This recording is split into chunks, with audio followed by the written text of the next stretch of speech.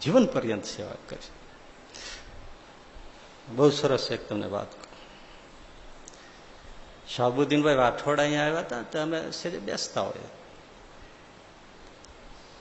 મેં એક એમને પૂછ્યું કે શાહબુદ્દીનભાઈ, આ હિન્દુ સમાજમાં માતા પિતા વ્રત થાય હાલત બહુ ખરાબ છે. ઘણા વૃદ્ધાશ્રમો થાય છે. બિચારા 2-2, 3-3, 4-4 દીકરા હોય તોય તરછોડી દે અને પછી વૃદ્ધાશ્રમમાં દારૂણ સ્થિતિમાં જીવતા હોય. પણ મુસ્લિમ સમાજમાં એક પણ વૃદ્ધાશ્રમ નથી.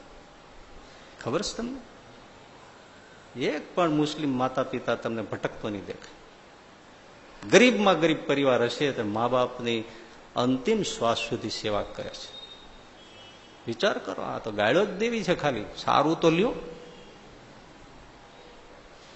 એની જે ખુદા તાલામાં વિશ્વાસ છે, બંદગીમાં શ્રદ્ધા છે, 5 નમાજ પઢવાની જે ટેક છે, કુરાન પ્રત્યે માથું તોડી નાખે એવી જે શ્રદ્ધા છે, આપણને કયા શાસ્ત્રમાં ને કઈ બાબતમાં એટલો વિશ્વાસ છે ને શ્રદ્ધા છે?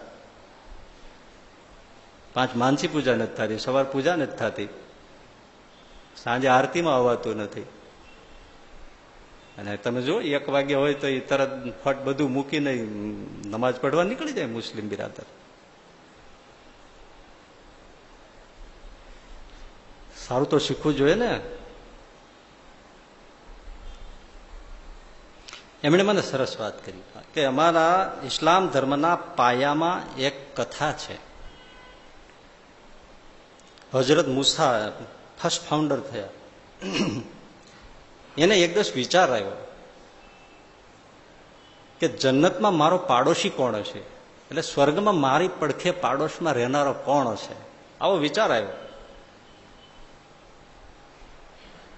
પછી ઇબાદતમાં બેઠા, બંદગીમાં બેઠા, નમાજમાં, તો એને અવાજ સંભળાયો, હજરત સુન લો, જન્નત में तुम्हारा पाड़ोश में અલી મોચી હોગા. અને એ અલી મોચી એનાથી થોડે દૂર જ રહેતો હતો.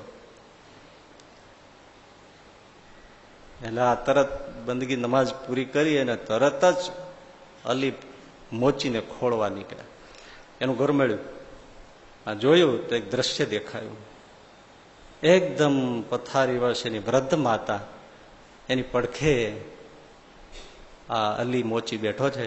માથે માના ઉપર હાથ ફેરવતો જાય છે, માથા ઉપર, અને કટોરી છે, અને કટોરીમાં રૂનું પૂંબડી બોળી બોળી, અને ઘૂંટડે ઘૂંટડે પણ માં દૂધ પી શકે એમ નથી, એટલે એમાં રૂનું પોતું બોળી અને એના માતાના મુખમાં ટીપા પાડે દૂધના. લ્યો માં પીવો. આવી રીતે એક કટોરો દૂધ પાયો. હજરત મૂસા જોયા રાખે છે. દૂધ પી લીધું. કેટલી વાર લાગી છે દૂધ પીતા, એક કટોરો. પછી એ વૃદ્ધ માં બોલ્યા, બેટા અલી, તે મારી બહુ સેવા કરી. જ્યાં હું તને આશીર્વાદ દઉં છું કે જન્નતમાં તારો પાડોશમાં હજરત મૂસા હશે. એ સંત. અને હજરત મૂસાને સમજાઈ ગયું. એટલે એના કુરાનમાં લખ્યું છે કે જન્નત તમારા માતા પિતાના ચરણોમાં છે.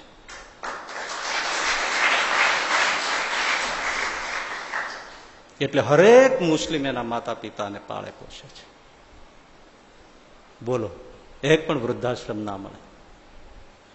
પછી તમે છૂટા પડ્યા. આજે હું તમને બીજી